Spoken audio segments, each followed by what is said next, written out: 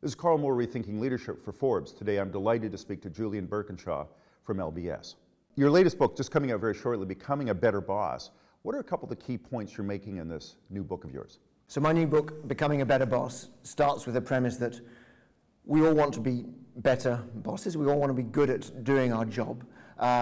And actually we know what we should be doing. It's actually not difficult, and I can do this with an executive group in about 5 minutes flat, to figure out that a good boss is somebody who listens to their people, provides them support and encouragement, gives them space to do their work, gives them praise when they work well, provides challenging work for them to do. That is the easy bit. The fact is, there's lots of bad bosses out there.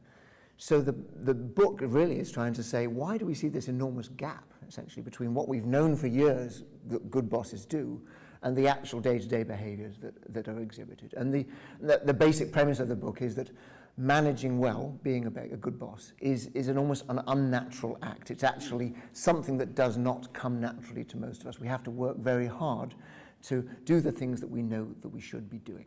So why is that, Julia? So for me, there's kind of three parts to the story.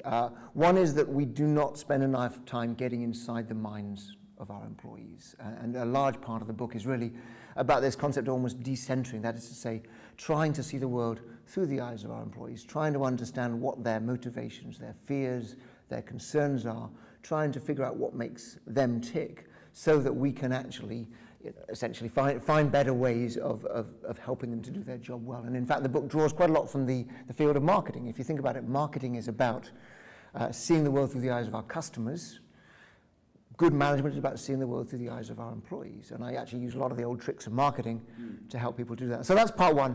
And then more briefly, why is it so difficult to be a good boss? We are not self-aware enough. That is to say, we all have these inherent kind of flaws or biases in the way that we do things. We like to be in control when in fact what we should be doing is giving control to others. We like to take the praise, as it were, ourselves when we should be patting other people on the back.